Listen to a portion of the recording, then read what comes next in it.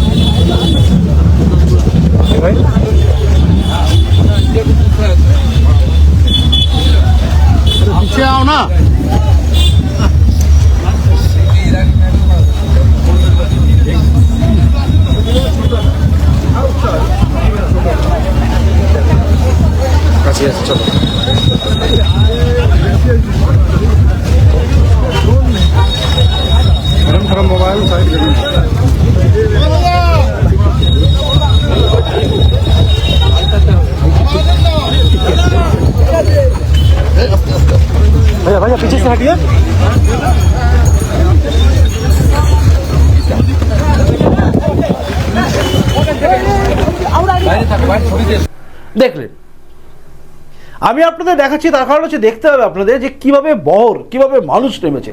এই মানুষ নামার ঢল এবং এই মানুষ নামা দেখে আজকে সাংবাদিক কুল চিন্তিত নয়, চিন্তিত হচ্ছে তৃণমূল কংগ্রেস। সাংবাদিক মহল বুঝেই গেছে যে কি হতে চলেছে রেজাল্ট, কিন্তু মমতা বন্দ্যোপাধ্যায়ের দল তৃণমূল কংগ্রেস তারা কি বুঝবে?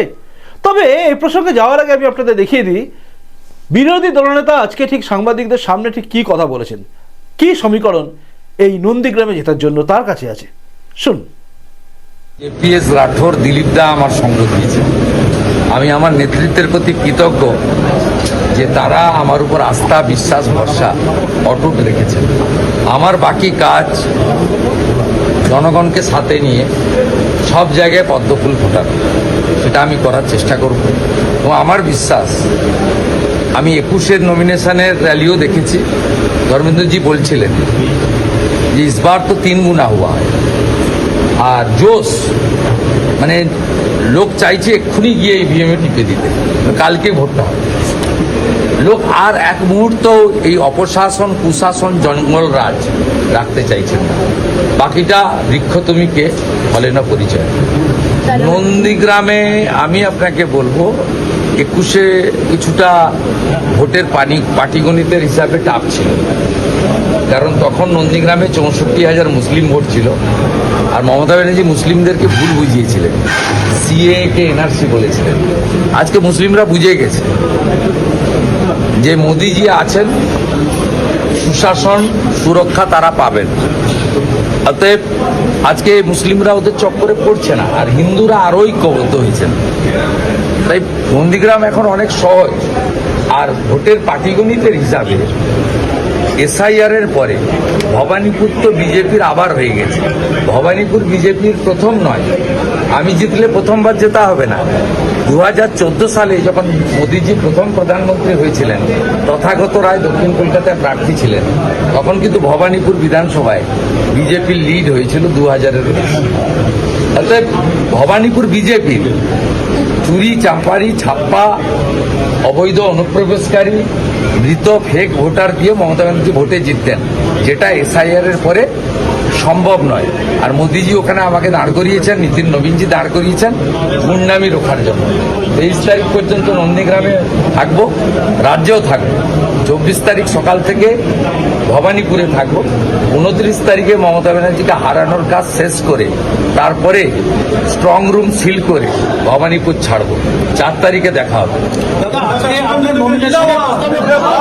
আজকে নমিনেশনের প্রস্তাবকতা ছিলেন শহীদ পরিবারের সদস্য এবং শহীদ পরিবারের অনেকেই এখানে উপস্থিত ছিলেন।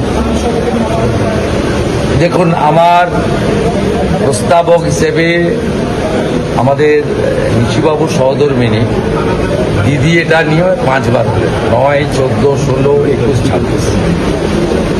শুধু তাই নয়, আমরা ভগবান বলে মানি যারা তফসিলি জাতি।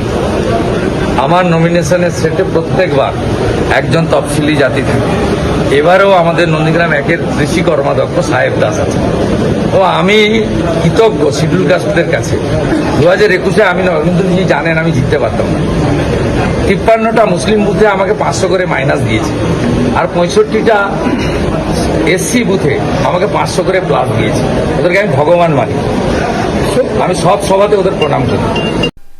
শুনলেন, আশা করি আপনি বুঝে গেছেন এবং আমরা সবাই জানি কি সমীকরণ হতে চলেছে। অর্থাৎ ভুয়ো ভোটার, মৃত ভোটার, যেগুলোকে ভরসা করে তৃণমূল কংগ্রেস এতদিন জিতে এসছে, সেই জায়গাটা কার্যত শেষ হয়ে গেছে। একটা কথা আমি আপনাদের প্রথম দিনই বলেছিলাম, 2020 ডিসেম্বর মাসে যখন শুভেন্দু অধিকারী এই বিজেপিতে জয়েন করলেন, তখন আমি বলেছিলাম যে সমস্ত জায়গায় তৃণমূলের জায়গা ধীরে ধীরে শেষ হবে। 2020 পরে 2021-এ আশানুরূপ ফল আমরা দেখতে পাইনি, ঠিক কথা। কিন্তু 2026 আস্তে আস্তে শুভেন্দু অধিকারী ঠিক সেই জায়গাগুলোকে কিন্তু এক্সপোজ করে দিয়েছেন, যার ফলে জাতীয় নির্বাচন কমিশন একদম ঠিক সিদ্ধান্ত নিয়ে এবং এসআইআর হওয়ার ফলে কেটে ছেটে বাদ হয়ে গেছে সমস্ত অনুপ্রবেশকারী, মৃত ভোটার এবং তার সঙ্গে সঙ্গে 2 জায়গায় নাম রাখা সমস্ত ভোটারদের সব নাম বাদ গেছে। তাই এবারে আর কেউ ছাপ্পা ভোটও মারতে আসতে পারবে না, মানে অন্যের জায়গায় ঢুকে মেরে দিলাম, সেটা পারবে না। আর এখানে গিয়ে কিন্তু তৃণমূল পিছিয়ে গেছে অনেকখানি। আর এটা পিছনে স্বাভাবিক।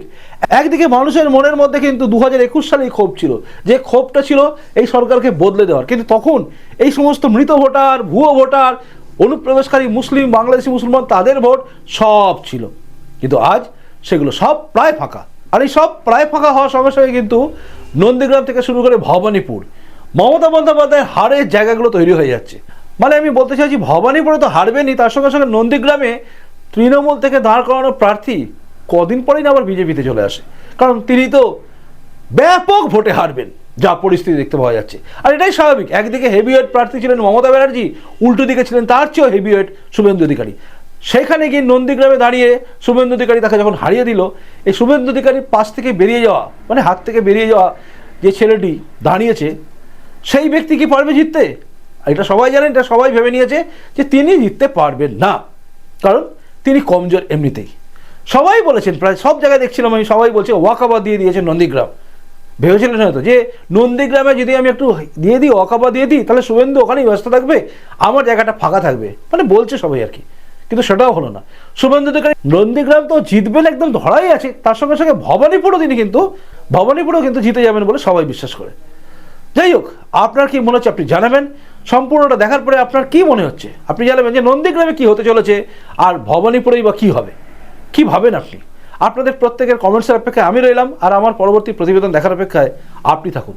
আসি এখনকার মতো, দেখা হচ্ছে পরের রুদ্রবার্তাতেই। নমস্কার, বন্দে মাতরম, ভারত মাতা জয় হোক, জয় হিন্দ।